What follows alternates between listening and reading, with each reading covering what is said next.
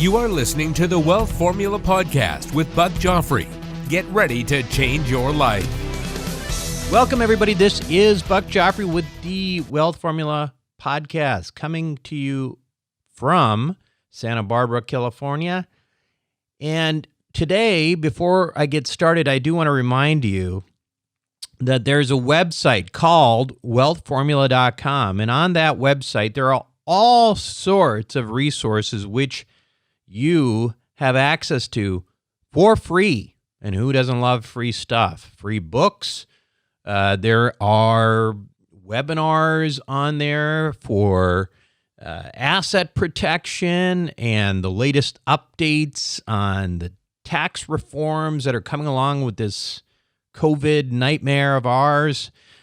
You can even sign up for the Investor Club. Now, what is the Investor Club? The Investor Club is the place where the magic happens. Of course, we talk about all of the value of alternative investing in real estate and other things and the tax benefits, etc. This is where you learn.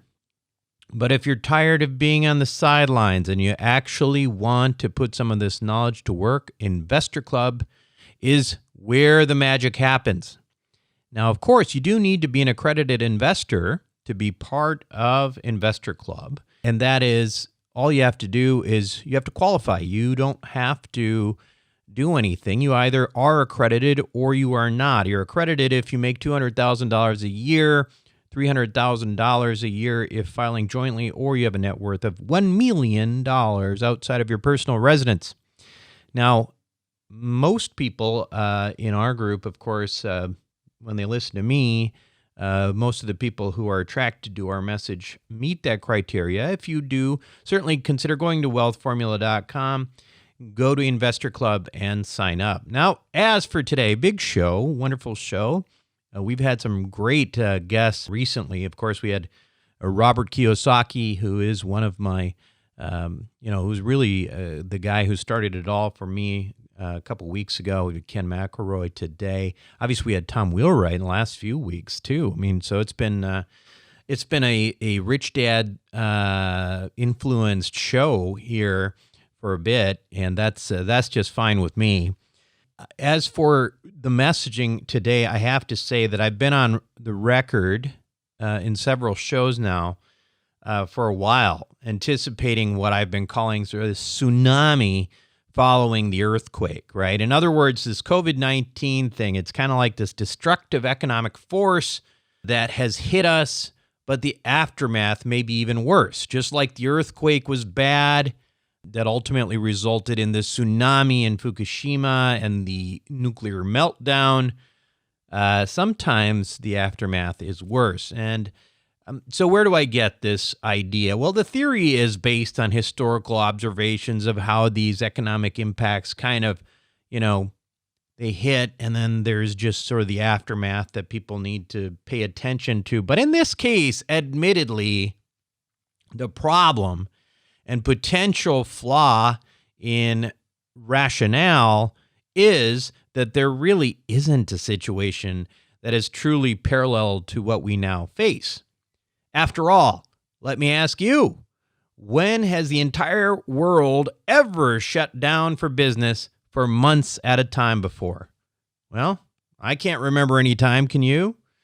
But when has the country, on the other hand, with the economic might of the United States, flooded so much money into the system and done so much to keep businesses alive, to keep unemployment going at an adequate level? When has the country paid some people more to be unemployed than to work? Now, that's not a judgment. That's a fact. I'm just saying that's what's happening. And I will tell you, I can't think of any time like this. Can you? I mean, if you can, please tell me. The point is that beyond my predictions and those of, the other armchair economists out there who you may follow in the podcast ecosystem and beyond, there is a harsh reality that we all have to remember, and that none of us, influencers or whatever you want to call us, really has any idea what's going to happen. And so it's important not to become tribal in that sense and say, oh, yeah, it's definitely going to, go this way or that way, because we've seen time and time again, things surprise us all the time. Sure, that tsunami I keep talking about seems likely, but it may not happen. It may not happen because, say fiscal and monetary policy do their job. They do it better than expected. And all of a sudden, there's a vaccine that pops out in the fall that works. And before you know it, we have all of this money pumped into the system. And, the next thing you know, the economy comes back raging. It could happen. I don't think it will, but it could happen. Alternatively, the tsunami could hurt only selective parts of the economy. Oh, we see that already, right? I mean, if you're in e-commerce, if you're Amazon, you're doing just fine right now. So it could hit some areas, some assets, and leave others relatively unscathed or potentially even more valuable. So let's talk about that in terms of the multifamily real estate space, okay? That's where most of what we do in the Wealth Formula Accredited Investor Club, of course, sits. And right now, what's weird is that we're seeing asset performance matching, if not exceeding, pre-COVID levels across our portfolio. The thing is, though, that our portfolio is a very specific niche. We focus on working class apartment buildings in rapidly growing red state cities such as Dallas, Phoenix, these areas that have relatively low cost of living indexes as well. Now, why does this all matter? Well, let me just give you a few examples, okay? Being in Texas or Arizona instead of California, that's that whole red state thing, means we don't have to worry about the rent strikes and what the courts say about rent control and, determining how much rent it's okay to charge. The other thing, population growth, as I mentioned, gives us a natural benefit of increasing housing demand. There's always that tension. Now, being in working class housing right now is really interesting, right? Because there's two things that come up. First, we have a lot more people moving down from those, A and high B type real estate assets into the lower B, higher C housing. And the people in the C-class housing really aren't having to move down into D-class. You see, our working class tenants do appear to be working, most of them. And those who are not are receiving some sort of unemployment benefits that in many cases are exceeding their typical salaries. Okay, now that's really important, especially in an area with a low cost of living index, right? So the unemployment benefits are more than enough in some of these areas to cover the cost of food and to pay rent, okay? Now, conversely, people living in A-class apartments in those areas are losing jobs, and unemployment doesn't provide them the same type of ability to maintain their quality of life or their same level of, expenses. Anyway, that is what we're seeing right now. It really is.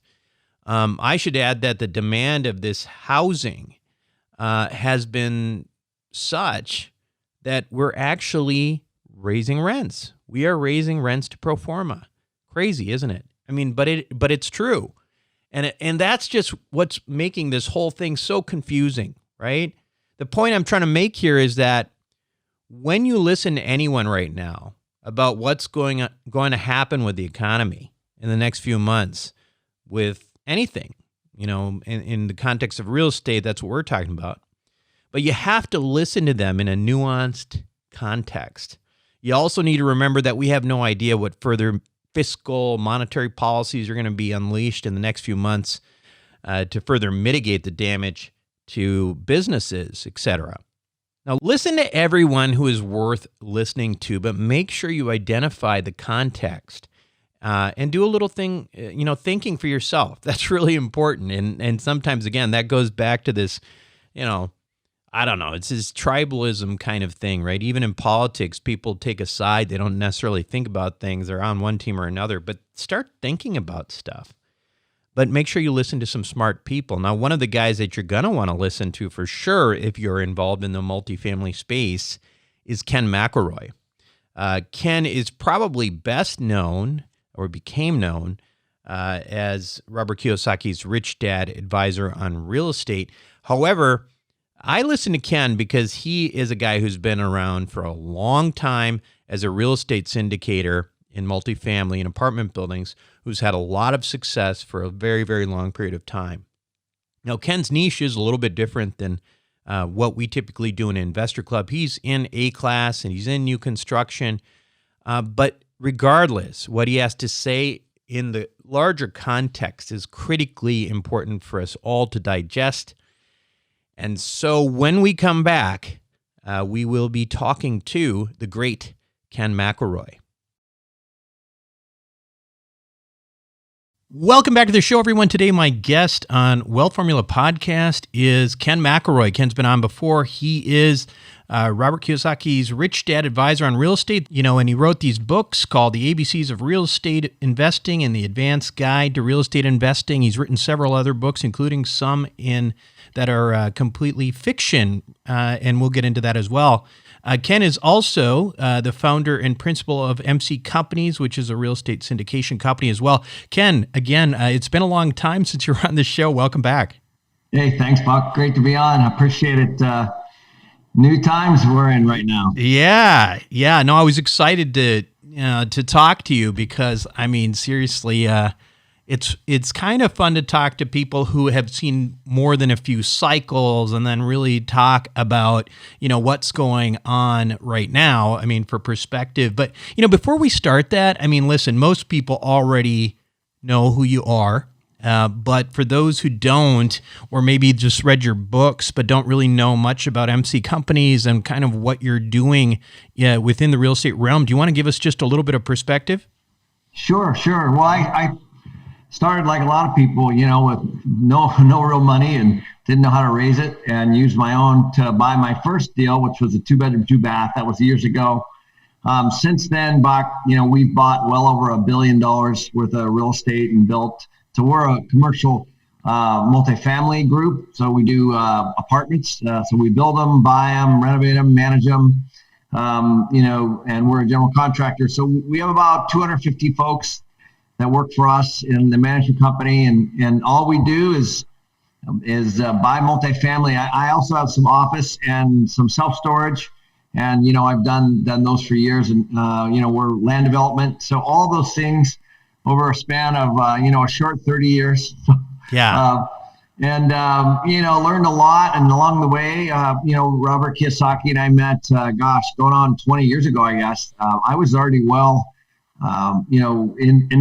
the business and buying stuff and owning stuff. And he asked me to write the book, and I wrote a series of books. And, that took me on a whole nother journey, which was very, very fun and still is. I talk to Robert almost every single day. Yeah. Fortuitous in many ways for everyone involved. I mean, I know. It's been great. The whole process has been a blessing, honestly, for a lot of folks. Yeah, no, that's great. So, having exposure to mostly multifamily, you also mentioned some office and some of the other things that you're doing.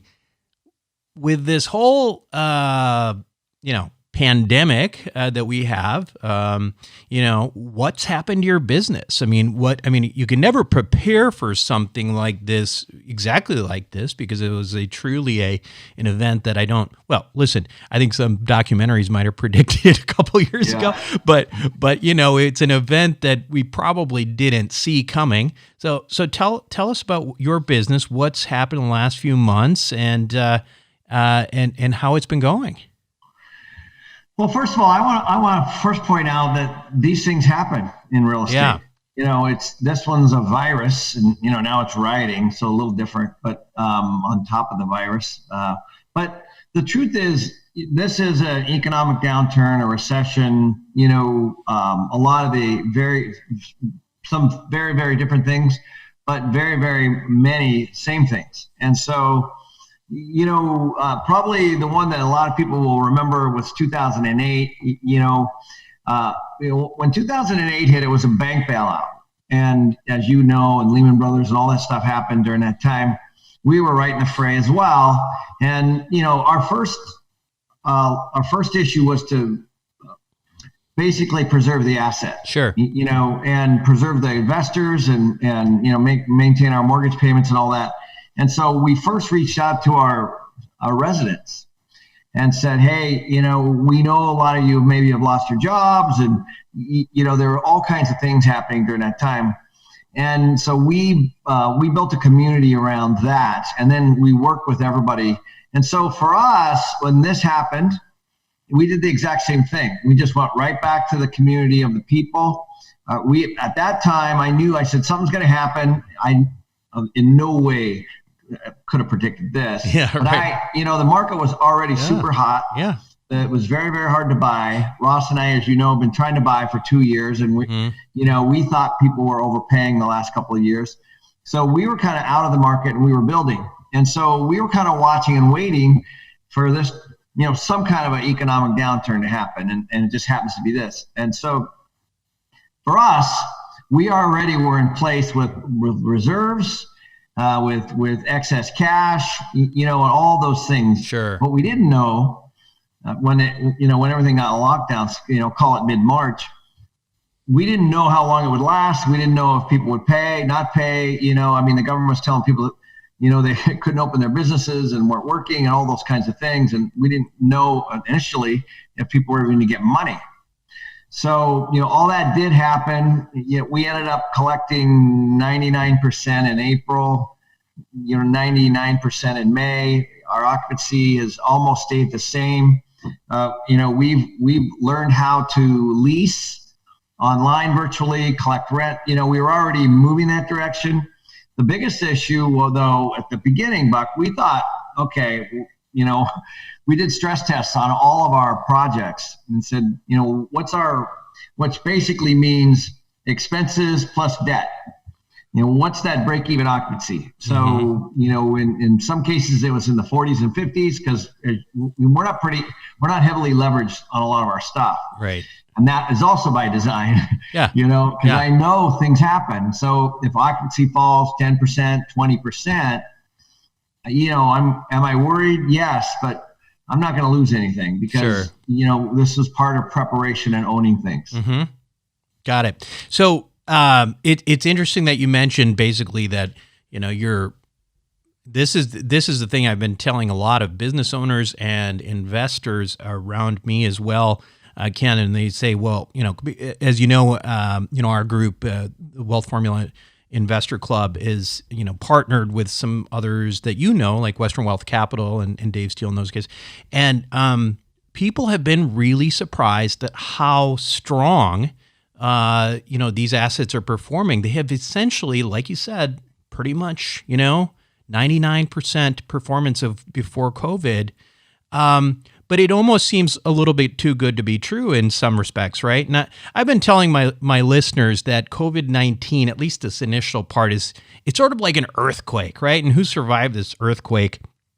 But there's also frequently after an earthquake, a tsunami, right? There's a tsunami, like for example, in Fukushima, and then all of a sudden you have a nuclear reactor that goes down. You have all of these after effects, and it seems to me that we haven't even really scratched the surface on that part yet. Do you agree with that?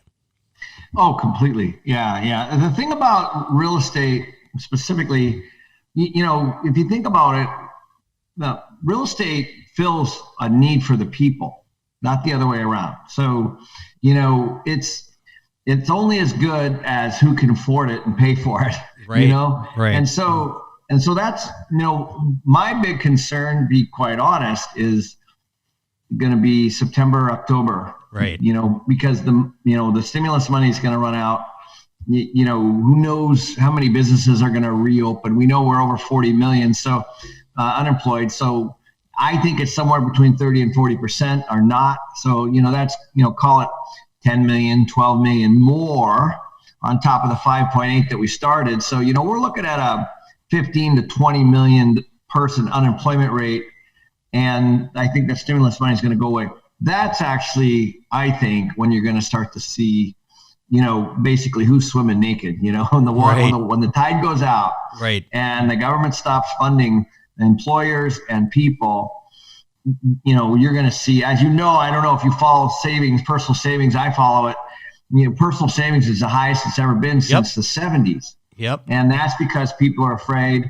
They're hoarding cash right now. At the end of the day, what people do, Buck, is they need a place to live, and so they might downsize, they might double up, there's all these things happening. But at the same time, people are working from home, and so they're setting up their home offices and their home communication, so they need more space. And so in a weird way, roommates are actually moving out and getting two places. Yeah. There's been a lot of, unfortunately, divorces during this time, and so that's a real estate move too, or two people go to one, or I'm sorry, the other way around. One household goes to two. So there's all these things happening right now, and I wouldn't want to be in a Accord, high rise, in a city center. Yeah. But I think the garden style stuff that we do, that you've been involved with, it, stuff that Dave does, I have a tremendous respect, for Dave, as you know. I've known him for 20 plus years. And, what people don't know about real estate folks like myself, like Dave, is we pick up the phone and talk best practices. I don't consider ourselves competitors at all. Yeah. And so, we're all, one of the cool things that happened is I was on the board of the National Apartment Association and the National Multi-Housing Association.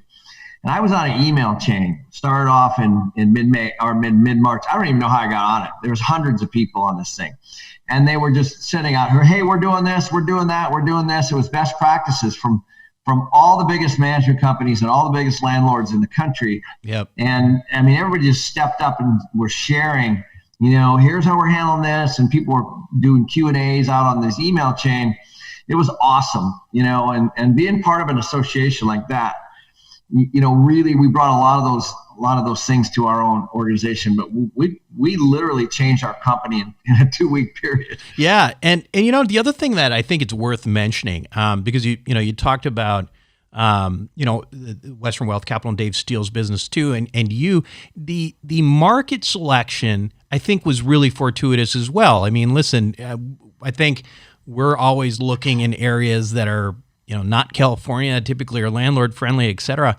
I live in California, and I have investors who live in California who are very worried because their California assets, there's rent strikes and all these things going on. It's not necessarily the same across the entire country right now, is it?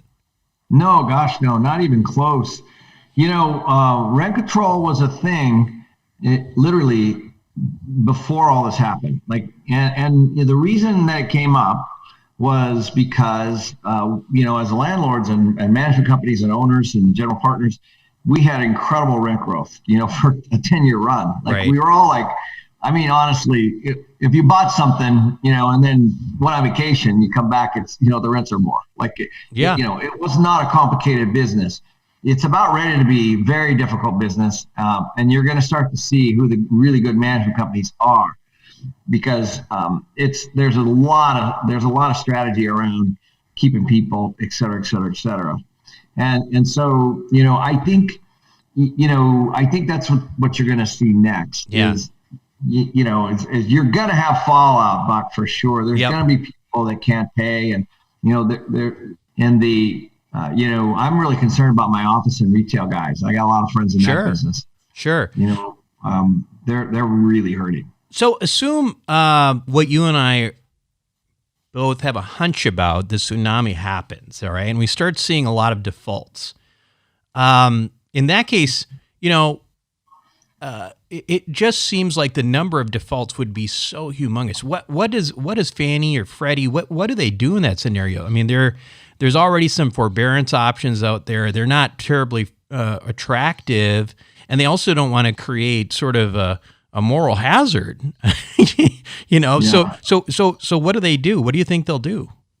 Well, I think first you got to take a look at the bubble that we are in. As the market got bigger and the balloon just got bigger and bigger and bigger and bigger and bigger, it comes down the same way.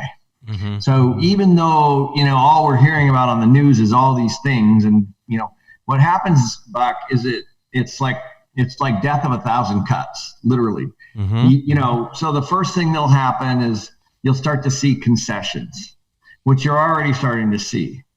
And you'll only see them in some markets versus other markets. Like you're obviously going to see a massive vacancy in concession market in like downtown Seattle and downtown San Francisco and downtown New York, for example, because you have migration, rolling out of there. Okay. Mm-hmm. But you might have a rural property, 30 minutes away that's chocker full. You know what I mean? Just right. Is no issue. And so what you're gonna see is you'll start to see it in concessions, which is essentially rent loss. You can call it whatever you want, but we're seeing it in Scottsdale, Arizona here, where on some of the new construction, one building that just recently opened has 300 vacant units, so they're doing 2 months free on a 12-month lease. Okay, so that's $200 a month. Yeah. Off, right? So that's what that is. So you're going to start to see that. Now, they might fill up based on that, or they might not. You know what I mean? And so that'll start pulling down on the B's and then the C's. So the A class first, and as people also move into the B's, because they want to save $400 or $500 a month. So all that's going to happen. But there's going to be some buildings that you will be completely surprised by, and others that will just get hammered. And it's almost all about migration and where people are moving and where they're going, and whether or not there's enough people to fill the vacancies. And so it's gonna be hard to figure out, but it will definitely happen. And then what'll happen is, the ones that any property that was based on a value add strategy is in trouble. So anything that was bought in the last couple of years that, hey, we're buying this for $150,000 or $180,000 a unit, we think it's going to be worth $200 or $210 or $220, and the rents are going to go from $1,500 to $1,700 or whatever it is, and we're going to put $10,000 in. Those are in trouble because rent growth, value adds are not happening right now. And so as a company, we had about 10 million going in renovations. I stopped it on March 15th. I said, no more renovations because I want to see.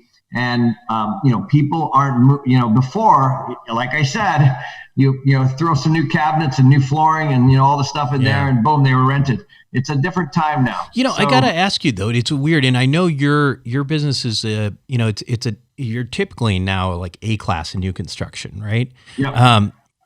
What we actually have been finding the value add, paradoxically, I would have never believed this, Ken, but it seems to be still working in this sort of working class, B minus, C plus area. It's really unusual. Do you think there's something just about the demographics here that? Oh yeah. Yeah. Are you going to find a value add somewhere that's working? Yeah. Most likely. Right. Right. But there, as a general rule, rent growth is not going to happen over the next couple of years. And so, that's what value add is. Right. And so, call it classics or whatever you want to call it. Yeah. The classic unit of what you bought is probably an option for a lot of people that are in the value add. They might move back into the classic. Sure. So, is it possible? Of course, Yeah. Of course. Now, what's interesting to me is that we of course are, interested in real estate, particularly multifamily.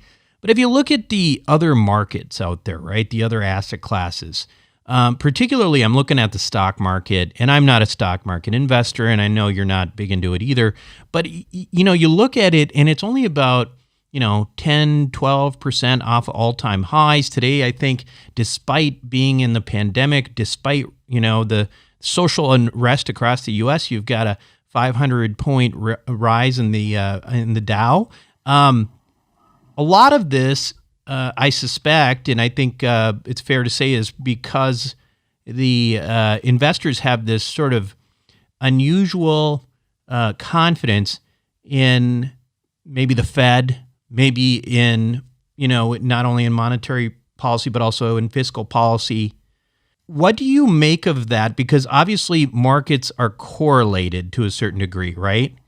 What do you make of that? Does that affect real estate at all? If it seems like the equity markets actually are not taking a beating, they may, of course, later on as well, but let's assume that they just stay relatively stable. Does that make a difference to us? Well, there's no doubt. People park their wealth all over. So, we have, 1,500 investors or something. And, these are folks that have money with us. They might have money with, Dave. They have money in some retail. They have, money in the stock market, and they're heavily in equities. And, they're all over the place. Everybody has their own investment strategy.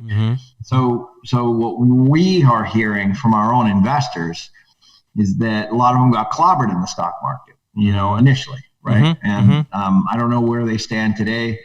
And everybody's got a different makeup on what they're invested in. But the truth is when people take a hit financially, then they don't invest. They're hunkered down, and they're gonna. That's what happened in 2008. That's what's happening now. It'd be very interesting. It's going to be very interesting to see, how many folks are, still on that list are able. Because some got really hurt, some didn't get hurt at all, probably. So, we've heard all kinds of stories. Like you talk to your investors all the time. So do we. And we're on. We have full-time people. Just talking to our investors about distributions and all that. And so we're hearing from them, and a lot of them got. We have people that said, I need to sell all my shares because they got hurt, and and the real estate's doing pretty well, and they so we have that. There's all kinds of scenarios. It just depends on where people had their money. Yeah. I'm also curious too, knowing that you guys are doing really well in multifamily. Our groups continue to be strong in terms of performance so far. Say this. Somehow miraculously we have a relatively soft landing as we move forward here. Does that and we don't have a lot of bumps because right now most good operators seem to be doing okay, right? Is it possible that because of that and because of sort of that resilience that multifamily could see a paradoxical rise in prices after this all happens, almost as a safe haven? Anything's possible, but yeah. I don't think it's going to happen. Yeah.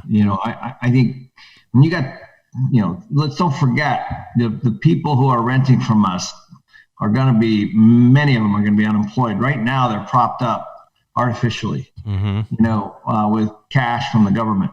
Yep. And, they're going to be, that's going to determine a lot. Those are real people.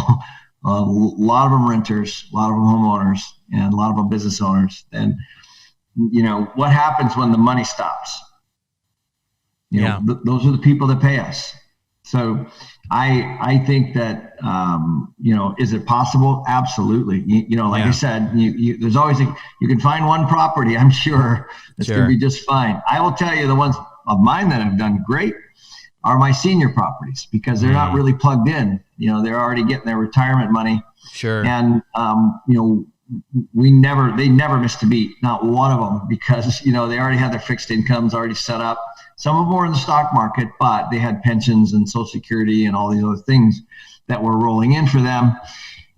Those are the ones in our case that have done the best. But we have properties that are heavily service-based, restaurant, tourism, airlines, for example. What are they going to do? Yeah. Right now they're furloughed and they're getting money. What happens when they don't? So, those are real things. And so I think real estate multifamily is going to take it in the chin, in certain markets. And certain markets are going to be great, it's interesting. I'm not a big fan of Cleveland personally, but the Cleveland Clinic is booming.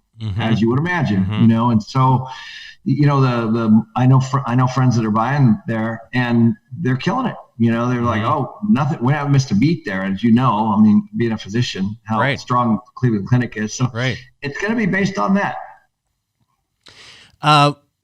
When will we know? When would you say, like, what signals to you that it's when it is time to buy? Because even when, say, as you and I have both suggested, that there are some defaults coming, maybe in September and October, you start seeing some defaults, you start seeing some distress.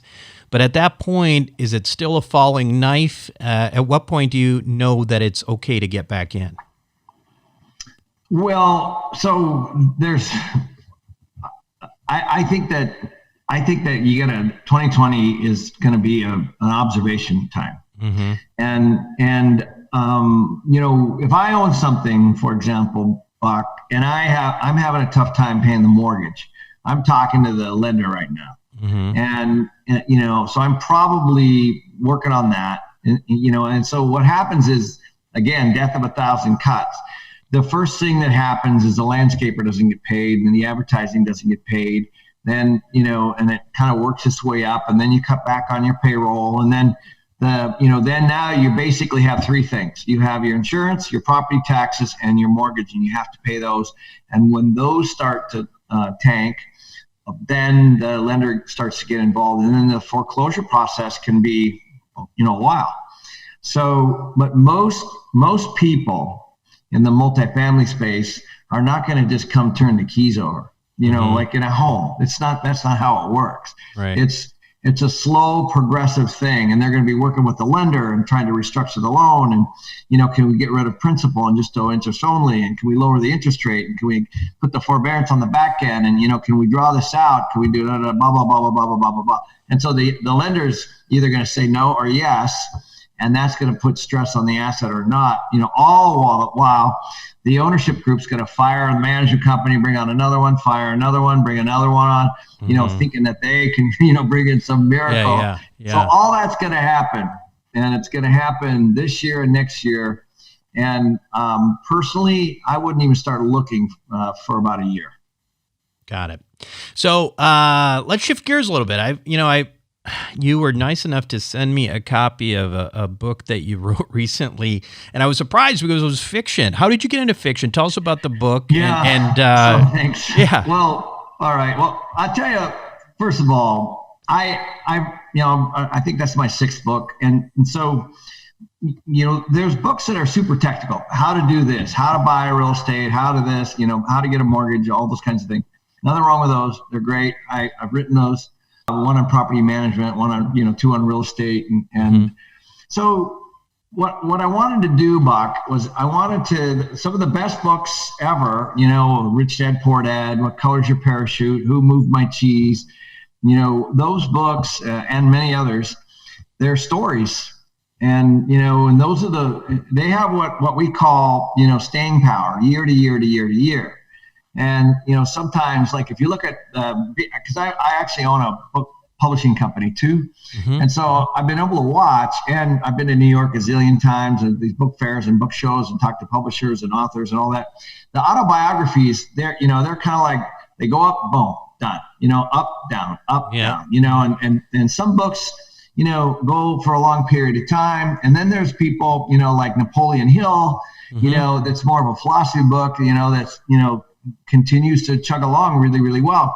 And same Rich Dad Poor Dad, it was in that category. And being good friends with Robert, I said, I said, how did you make that happen? He said, well, you just got to take real business principles and stick them in a story, like the Monopoly game and Rich Dad Poor Dad. And so that's what I was trying to do in this book was, work a story around, real things that are happening. And boy, I'll tell you that the book's just taken off so far. We've gotten a really, really good review from Publishers Weekly, and people are loving it. And then I could have never timed this pandemic, because basically the book's about a 50-year-old guy that loses his job at 50, and he doesn't have really real assets. And that's essentially what the book's about. And then his dad was an entrepreneur, and he's trying to put his daughter through college, and his ex-wife is an entrepreneur, and he's like, he went the whole corporate route. And so so I was able to weave things in like inflation and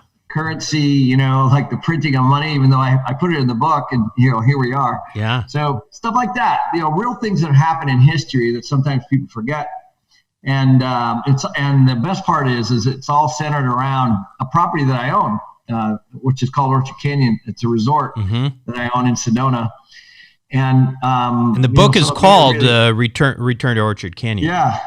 So it's a real resort. It's been around for 100 years in Arizona. It's kind of an iconic place. And we were actually full for the entire year until this happened. And then we had to return all those deposits and close. And so, that's another asset that I own. But, it's honestly, it was written in a way that hopefully I just did I don't know if you know the real estate guys. They did a big mastermind book study with like 100 people or something. And then I did a Zoom call for all of them. And that was really cool to hear everybody's perspective and asking me questions. Why did I put that in the book? Why did I put that in the book? And it's, sometimes real estate books are technical and boring. And so I was trying to open people's minds up through story. Yeah. Fantastic. Now, and obviously, your commitment to education there, and it's just, understanding how best to teach people.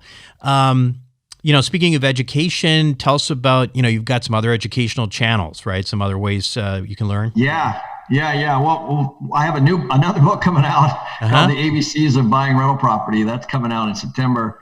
I started this YouTube channel just recently. And boy, that's taken off like crazy, and because obviously we're on lockdown, I'm like, well, it's time to teach people, so obviously and then kenmcelroy.com, we've got videos and educational videos and all that there. But I've been on an education tear, man. I'm working on another book with Robert Kiyosaki called Infinite Return. I've got this Be Infinite shirt. Cool.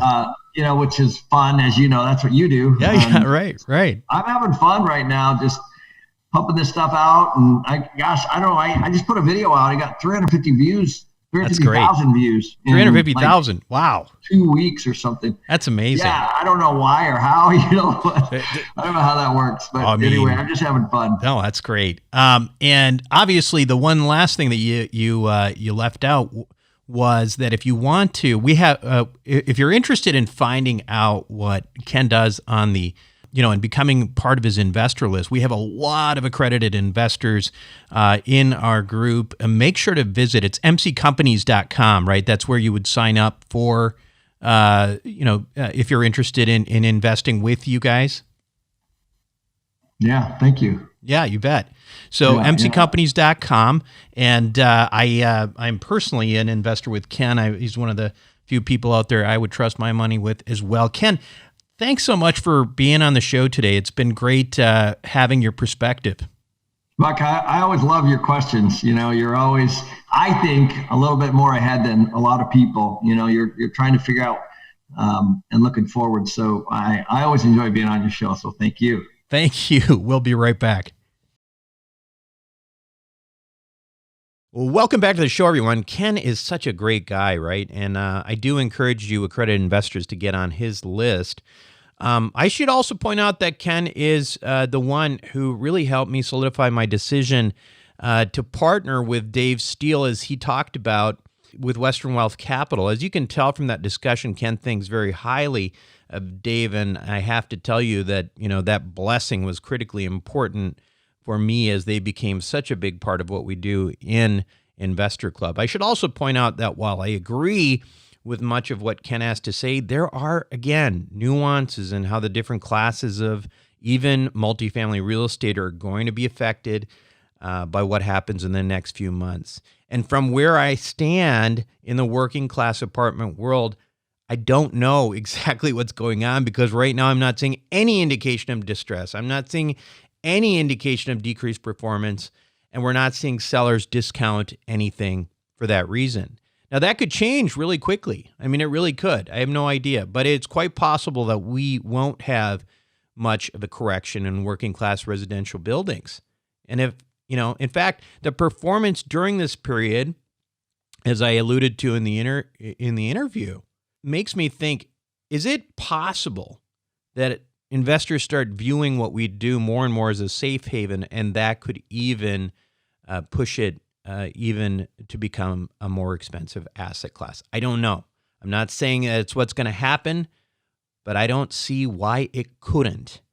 Bottom line is, I've said it before, that none of us are smart enough to know what happens next in these unparalleled times. Listen to smart people. Think for yourself. But bottom line is, as Yogi Berra said, it's tough to make predictions, especially about the future. That's it for me this week on Wealth Formula Podcast. This is Buck Joffrey signing off. Thank you for listening to the Wealth Formula Podcast. Visit us on the web at wealthformula.com. The information contained in this podcast are opinions, not fact. As always, consult your own financial team before making any investment. See you next time.